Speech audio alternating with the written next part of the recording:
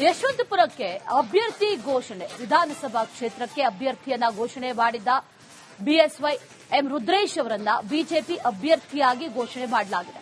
BS Yediyurappa ಅವರ ಆಪ್ತ M Rudresh ಅವರನ್ನ ಬಿಎಸ್ವೈ ಘೋಷಣೆ ಮಾಡಿದ್ದಾರೆ. ಯಶವಂತಪುರಕ್ಕೆ ಅಭ್ಯರ್ಥಿಯನ್ನ ಘೋಷಣೆ ಮಾಡಲಾಗಿದೆ. ವಿಧಾನಸಭಾ ಕ್ಷೇತ್ರಕ್ಕೆ ಅಭ್ಯರ್ಥಿಯನ್ನ ಘೋಷಣೆ ಮಾಡಿದ್ದಾರೆ ಬಿಎಸ್ವೈ ಎಂ ರುದ್ರೇಶ್. ಬಿಜೆಪಿ ಅಭ್ಯರ್ಥಿಯಾಗಿ ಘೋಷಣೆ. ಬಿಎಸ್ ಯಡಿಯೂರಪ್ಪ ಅವರ ಆಪ್ತ ಈ ಎಂ ರುದ್ರೇಶ್ ಅವರ ಆಪ್ತನಿಗೆ ಈಗ ಘೋಷಣೆ ಮಾಡಿರೋದಿದೆಯಲ್ಲ ಹೆಸರು, ಇದು ಸ್ವಲ್ಪ ಬಿರುಕಿಗೆ ಕಾರಣ ಆಗಬಹುದು, ಮೈತ್ರಿಯಲ್ಲಿ ಬಿರುಕಿಗೆ ಕಾರಣ ಆಗಬಹುದು ಅನ್ನುವಂಥ ವಿಚಾರ. ಬಿಜೆಪಿ ಹಾಗೂ ಜೆಡಿಎಸ್ ನಡುವೆ ಭಿನ್ನಮತ ಸ್ಫೋಟ ಆಗುವಂತ ಎಲ್ಲಾ ಲಕ್ಷಣಗಳು ಕಾಣಿಸ್ತಾ ಇದೆ. ಬಹುಶಃ ಅವರ ಗೆಲುವನ್ನು ತಡೆಯುವುದಕ್ಕೆ ಯಾರಿಗೂ ಸಾಧ್ಯ ಇಲ್ಲ. ಜನ ತೀರ್ಮಾನ ಮಾಡಿದ್ದಾರೆ.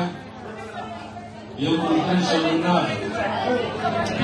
ಕ್ಷೇತ್ರ ಶಾಸಕರಾಗಿ ಮಾಡಬೇಕು ಅಂತ ಒಟ್ಟಾಗಿ ಸೇರಿ ಎಂ ರುದ್ರೇಶ್ ಅವರನ್ನ ನಾಳೆ ಬರುವಂತಹ ವಿಧಾನಸಭಾ ಚುನಾವಣೆಯಲ್ಲಿ ದೊಡ್ಡ ಅಂತರದಲ್ಲಿ ಆಯ್ಕೆ ಮಾಡಿ ಕಳಿಸಿಕೊಡ್ಬೇಕು ಅಂತೇಳಿ ತಮ್ಮಲ್ಲಿ ಕೈ ಜೋಡಿಸಿ ಪ್ರಾರ್ಥನೆ ಮಾಡಿ ಇಲ್ಲಿ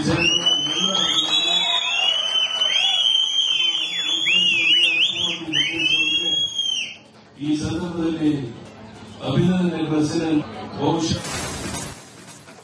ಯಶವಂತಪುರಕ್ಕೆ ಅಭ್ಯರ್ಥಿ ಘೋಷಣೆ. ವಿಧಾನಸಭಾ ಕ್ಷೇತ್ರಕ್ಕೆ ಅಭ್ಯರ್ಥಿಯನ್ನ ಘೋಷಣೆ ಮಾಡಿದ್ದ ಬಿಎಸ್ವೈ ಎಂ ರುದ್ರೇಶ್ ಅವರನ್ನ ಬಿಜೆಪಿ ಅಭ್ಯರ್ಥಿಯಾಗಿ ಘೋಷಣೆ ಮಾಡಲಾಗಿದೆ. ಬಿಎಸ್ ಯಡಿಯೂರಪ್ಪ ಅವರ ಆಪ್ತ ಎಂ ರುದ್ರೇಶ್ ಅವರನ್ನ ಬಿಎಸ್ವೈ ಘೋಷಣೆ ಮಾಡಿದ್ದಾರೆ. ಯಶವಂತಪುರಕ್ಕೆ ಅಭ್ಯರ್ಥಿಯನ್ನ ಘೋಷಣೆ ಮಾಡಲಾಗಿದೆ. ವಿಧಾನಸಭಾ ಕ್ಷೇತ್ರಕ್ಕೆ ಅಭ್ಯರ್ಥಿಯನ್ನ ಘೋಷಣೆ ಮಾಡಿದ್ದಾರೆ ಬಿಎಸ್ವೈ ಎಂ ರುದ್ರೇಶ್. ಬಿಜೆಪಿ ಅಭ್ಯರ್ಥಿಯಾಗಿ ಘೋಷಣೆ.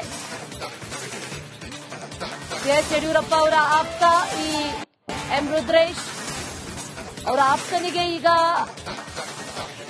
ಘೋಷಣೆ ಮಾಡಿರೋದಿದೆಯಲ್ಲ ಹೆಸರು, ಇದು ಸ್ವಲ್ಪ ಬಿರುಕಿಗೆ ಕಾರಣ ಆಗಬಹುದು, ಮೈತ್ರಿಯಲ್ಲಿ ಬಿರುಕಿಗೆ ಕಾರಣ ಆಗಬಹುದು ಅನ್ನುವಂಥ ವಿಚಾರ.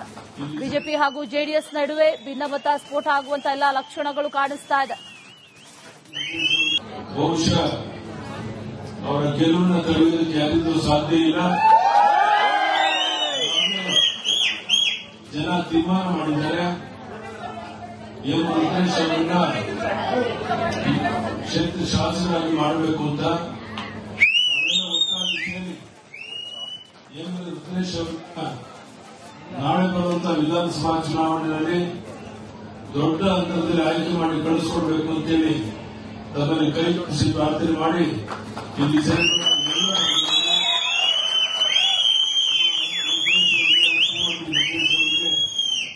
ಈ ಸಂದರ್ಭದಲ್ಲಿ ಅಭಿನಂದನೆ ಕಳಿಸಿದ. ಬಹುಶಃ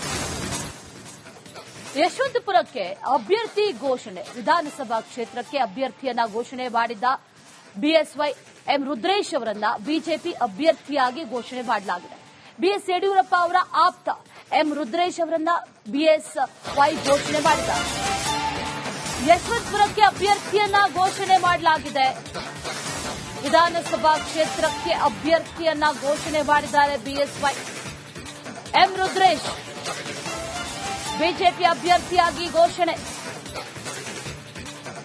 ಬಿಎಸ್ ಯಡಿಯೂರಪ್ಪ ಅವರ ಆಪ್ತ ಈ ಎಂ ರುದ್ರೇಶ್ ಅವರ ಆಪ್ತನಿಗೆ ಈಗ ಘೋಷಣೆ ಮಾಡಿರೋದಿದೆಯಲ್ಲ ಹೆಸರು, ಇದು ಸ್ವಲ್ಪ ಬಿರುಕಿಗೆ ಕಾರಣ ಆಗಬಹುದು, ಮೈತ್ರಿಯಲ್ಲಿ ಬಿರುಕಿಗೆ ಕಾರಣ ಆಗಬಹುದು ಅನ್ನುವಂಥ ವಿಚಾರ. ಬಿಜೆಪಿ ಹಾಗೂ ಜೆಡಿಎಸ್ ನಡುವೆ ಭಿನ್ನಮತ ಸ್ಫೋಟ ಆಗುವಂತ ಎಲ್ಲಾ ಲಕ್ಷಣಗಳು ಕಾಣಿಸ್ತಾ ಇದೆ. ಬಹುಶಃ ಅವರ ಗೆಲುವನ್ನು ತಡೆಯುವುದಕ್ಕೆ ಯಾರಿಗೂ ಸಾಧ್ಯ ಇಲ್ಲ. ಜನ ತೀರ್ಮಾನ ಮಾಡಿದ್ದಾರೆ. ಎಂ ರುದ್ರೇಶ್ ಅವರನ್ನ ಕ್ಷೇತ್ರ ಶಾಸಕರಾಗಿ ಮಾಡಬೇಕು ಅಂತ ಒಟ್ಟಾಗಿ ಸೇರಿ ಎಂ ರುದ್ರೇಶ್ ಅವರನ್ನ ನಾಳೆ ಬರುವಂತಹ ವಿಧಾನಸಭಾ ಚುನಾವಣೆಯಲ್ಲಿ ದೊಡ್ಡ ಅಂತರದಲ್ಲಿ ಆಯ್ಕೆ ಮಾಡಿ ಕಳಿಸಿಕೊಡ್ಬೇಕು ಅಂತೇಳಿ ತಮ್ಮಲ್ಲಿ ಕೈ ಜೋಡಿಸಿ ಪ್ರಾರ್ಥನೆ ಮಾಡಿ ಇಲ್ಲಿ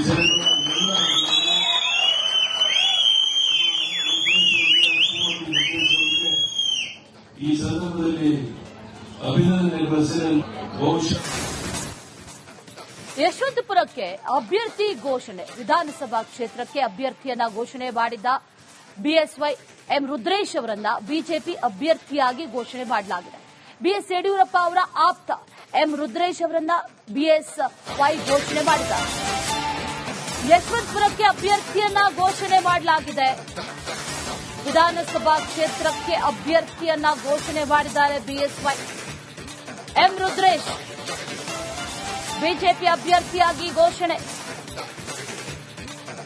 ಬಿಎಸ್ ಯಡಿಯೂರಪ್ಪ ಅವರ ಆಪ್ತ ಈ ಎಂ ರುದ್ರೇಶ್ ಅವರ ಆಪ್ತನಿಗೆ ಈಗ ಘೋಷಣೆ ಮಾಡಿರೋದಿದೆಯಲ್ಲ ಹೆಸರು, ಇದು ಸ್ವಲ್ಪ ಬಿರುಕಿಗೆ ಕಾರಣ ಆಗಬಹುದು, ಮೈತ್ರಿಯಲ್ಲಿ ಬಿರುಕಿಗೆ ಕಾರಣ ಆಗಬಹುದು ಅನ್ನುವಂಥ ವಿಚಾರ. ಬಿಜೆಪಿ ಹಾಗೂ ಜೆಡಿಎಸ್ ನಡುವೆ ಭಿನ್ನಮತ ಸ್ಫೋಟ ಆಗುವಂತ ಎಲ್ಲ ಲಕ್ಷಣಗಳು ಕಾಣಿಸ್ತಾ ಇದೆ. ಬಹುಶಃ ಅವರ ಗೆಲುವನ್ನು ತಡೆಯುವುದಕ್ಕೆ ಯಾರಿಗೂ ಸಾಧ್ಯ ಇಲ್ಲ. ಜನ ತೀರ್ಮಾನ ಮಾಡಿದ್ದಾರೆ. ಎಂ ರುದ್ರೇಶ್ ಅವರನ್ನ ಕ್ಷೇತ್ರ ಶಾಸಕರಾಗಿ ಮಾಡಬೇಕು ಅಂತ ಅವರೆಲ್ಲ ಒಟ್ಟಾಗಿ ಸೇರಿ ಎಂ ರುದ್ರೇಶ್ ಅವರನ್ನ ನಾಳೆ ಬರುವಂತಹ ವಿಧಾನಸಭಾ ಚುನಾವಣೆಯಲ್ಲಿ ದೊಡ್ಡ ಅಂತರದಲ್ಲಿ ಆಯ್ಕೆ ಮಾಡಿ ಕಳಿಸಿಕೊಡ್ಬೇಕು ಅಂತೇಳಿ ತಮ್ಮಲ್ಲಿ ಕೈ ಜೋಡಿಸಿ ಪ್ರಾರ್ಥನೆ ಮಾಡಿ ಇಲ್ಲಿ